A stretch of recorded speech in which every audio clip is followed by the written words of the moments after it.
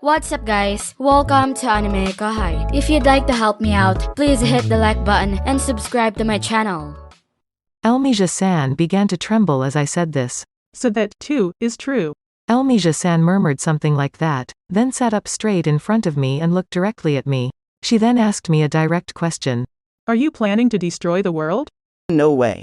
This is the only way those on the outside can see it.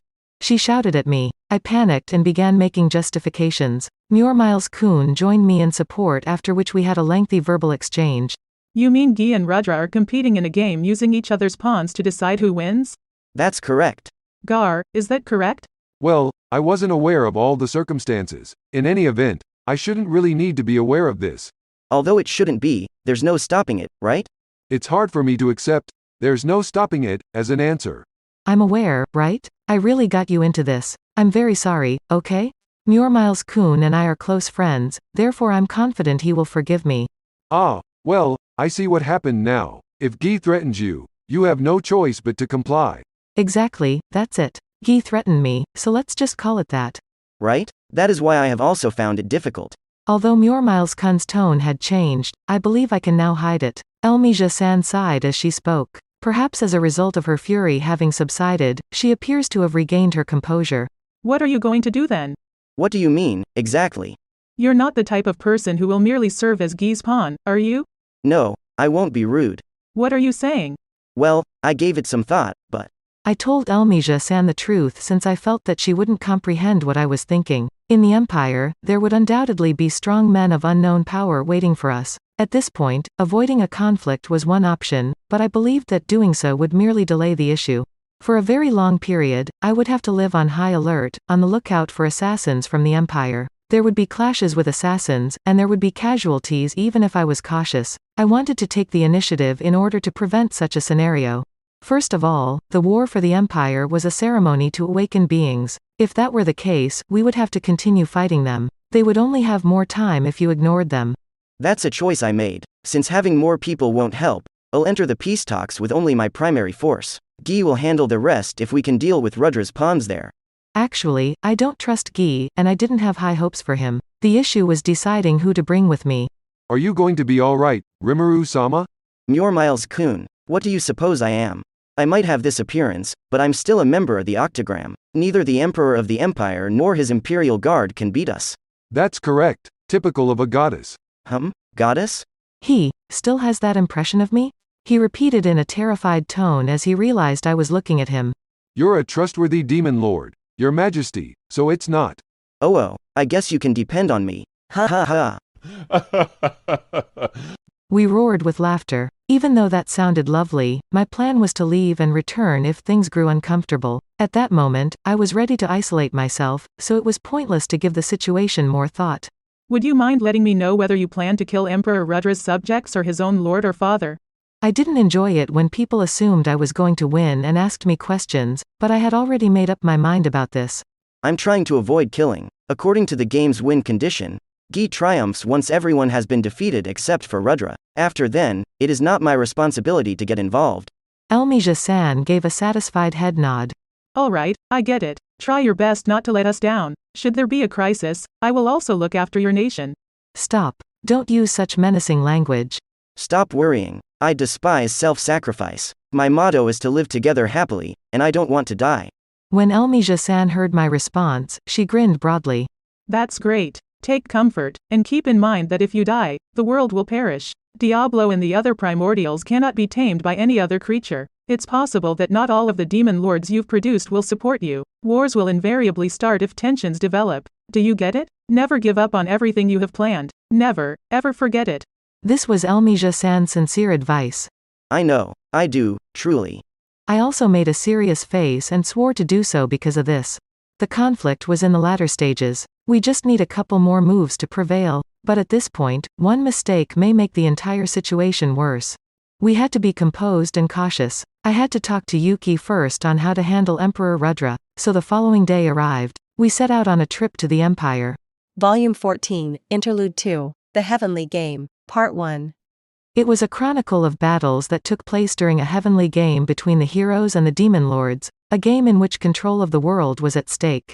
Such activities held no significance for Scorch Dragon, Velgrund. She didn't care who won because she wasn't intrigued. In her opinion, it would be preferable to engage in a direct battle to determine the winner rather than taking part in such annoying games. Despite the fact that Guy and Rudra had already engaged in numerous fights, their straight confrontation remained unresolved. The only regulation of this game is no direct confrontation, which was established because of this. Velgrund was unhappy with the game even though she couldn't criticize it. If she were being completely honest, she initially believed that this game was unfavorable. Guy's only hope of defeating Rudra was with Velzard, and if she could defeat Velzard, they would be victorious. Guy is in a similar situation. Except for Velgrund, no one else could beat Guy. However, Velgrund believed it would be challenging for her to defeat Guy. Velzard had a possibility of defeating Rudra, but she would have a difficult time defeating Guy. Velgrund believed this game to be unfavorable for that reason. Alas, it's such an annoyance. That was the reality. The complex actions that had required hundreds of years to plan were not well suited for Velgrund, who despised elaborate stratagems. She therefore gave Rudra complete control and merely followed his lead. Velgrund was prepared to cooperate, though, as long as Rudra wished to prevail. Should the need arise, she would fight. To ensure that Velzard could be defeated, he would do whatever it took. Guy was unquestionably the most powerful demon lord, and Velzard, her sister and the Frost Dragon, was the worst kind of opponent for Velgrund. They resembled natural rivals, making a head-to-head contest challenging. In the worst-case scenario, Velgrund would be compelled to reincarnate if she and Velzard engaged in combat. No, even that was merely a hopeful hunch. Heat was a characteristic of Velgrund. Velzard, on the other hand, had the attribute of frost. They stood in for the opposing forces of acceleration and deceleration. In other terms, the outcome would be catastrophic if the two engaged in a serious battle. Both sides would crumble and neither side would live. In other words, there was a good chance that they would both perish. Both would be reincarnated in that scenario, but their present selves would be gone. They would acquire memories, but they would change and become new individuals. Velgrund was scared of this. She didn't care if she vanished, but she didn't want to stop loving Rudra. Velgrund couldn't help but snicker at herself for compulsively clinging to such a silly feeling as love. The condition for her and Rudra's security was a total victory. She required insurance for this reason. However, dealing with this insurance had proven to be challenging. Really, isn't that man such a pain in the ass? He appears to have been fortunate enough to be unsealed, so why doesn't he stop by and say hello?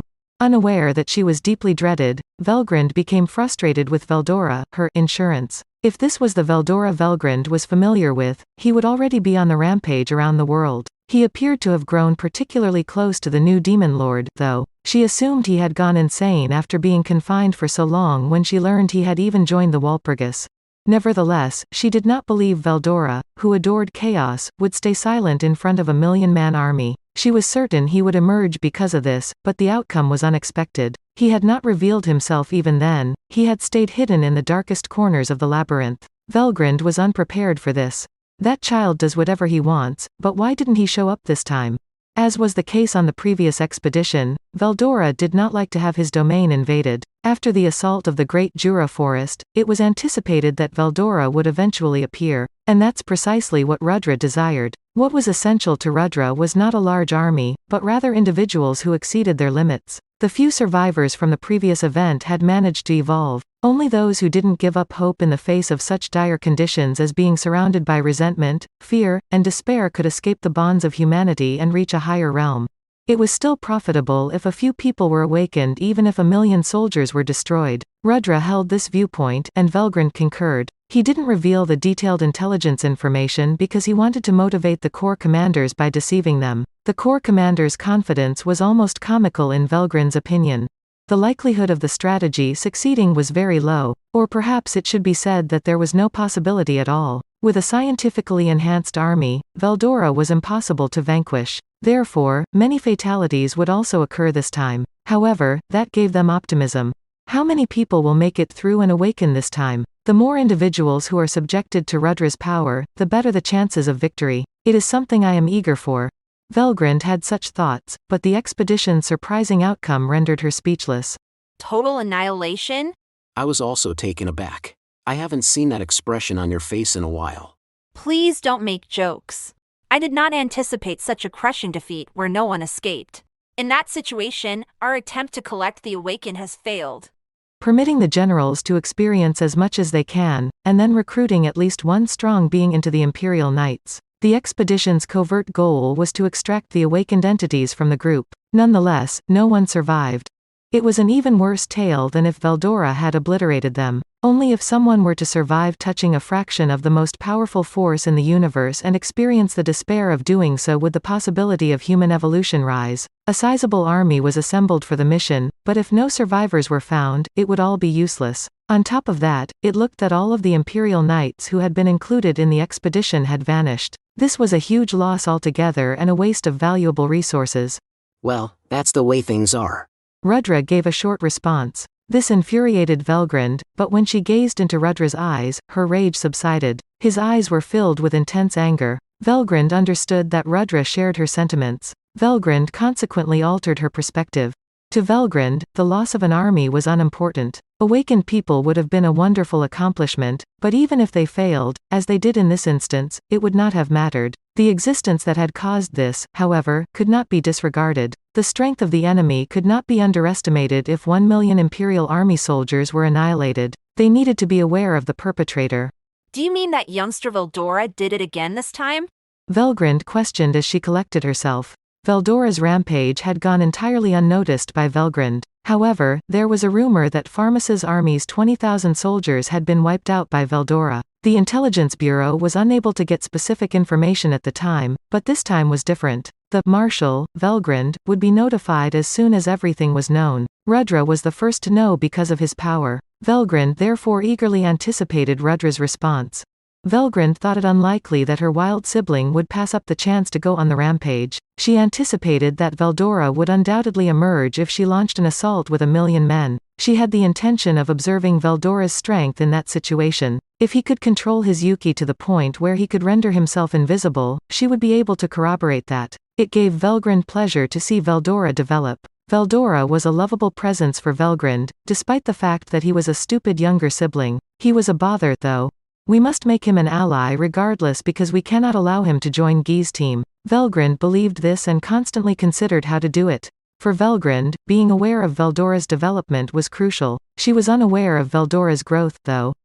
Welcome to Anime Fan Narrations, your go-to channel for captivating fan translations of your favorite light novels. Today, we're excited to bring you the very first episode of Solo Leveling. If you enjoy our content, please support us by hitting the subscribe button and liking the video. Your support means a lot and helps us bring more amazing stories to life. Let's dive into the world of Solo Leveling. Solo Leveling Episode 1, Chapter 53, Part 1. The 3 mages who controlled the Iron Golem had also risen under his command. 27 infantry and 3 mages. Deciding to keep the few mages, Jinwoo selected the nearest infantry. I'm sorry. Extraction cancel. The soldier turned to smoke and disappeared into nothingness. Not a trace remained. Jinwoo paused to pay his respects, then turned his attention to Ygritte. He was prepared. He had given up a valuable soldier to make room for Ygritte, so this had to be worth it. Now was the time to act. Jinwoo activated the skill. Arise! Unlike his previous attempt, the shadow beneath Ygritte began to tremble and stir as if it were alive. It was the same phenomenon he had seen when extracting other soldiers. It's working. Jinwoo clenched his fist. He had a good feeling about this. Shadow extraction has been attempted. Extracting. What would Ygritte look like when he came back? Sweat formed on Jinwoo's palms. But then, with the sound of breaking metal, a message appeared. Shadow extraction failed. What? 2 attempts remaining. Phew. He sighed in relief, knowing he still had another chance. Now that I think about it. The skill's description had mentioned that success depended on the target's abilities. Seeing this in action was surprising. His first extraction failure felt like a slap in the face. Moreover, there was a limit on the number of attempts. 2 attempts remaining. If he failed those 2 attempts, would Ygritte's shadow vanish into the void like the sacrificed soldier? Jinwoo shuddered at the thought. He shook his head. Let's not be pessimistic. Stay positive. If he believed, perhaps the universe would lend a hand. Feeling a mix of dread and hope, Jinwoo tried the second attempt. Arise! His expectations were misplaced. Shadow extraction failed. 1 attempt remaining. Ygritte had been a thorn in his side while alive, and he was just as troublesome in death. He thought of the worst-case scenario again. After the second failure, things looked grim. Whew. Jinwoo took a deep breath. He had only 1 chance left, the final attempt. Jinwoo closed his eyes and gathered his thoughts. It might just be based on probability, but He wondered if his desire for Egret's shadow wasn't strong enough. Jinwoo slowly opened his eyes. The black smoke coming from Egret seemed to reach out to him, asking for rescue. Jinwoo's eyes sharpened. As if to grasp the hand for rescue, he extended his right hand. Thank you for watching this sneak peek of Solo Leveling, Episode 1. If you enjoyed it and want to watch the full episode and future episodes, please check out her AnimeKouhai Patreon page. The link is in the description box below. Your support helps her bring you more great content. Enjoy the rest of the video. That's it for this video, guys. Thank you for always watching my videos and supporting my channel. Shout out to the new members of AnimeKouhai supporters: Karen, Mark Charlie Els, Hansel Ortega, Karam Faraj, Yellow Wally, Efrain Hernandez, Luca Gaming WTF, William Locke, Vicente Baharias, Kamal Ebanks. Thank you so much for helping out. I'll see you guys in the next video.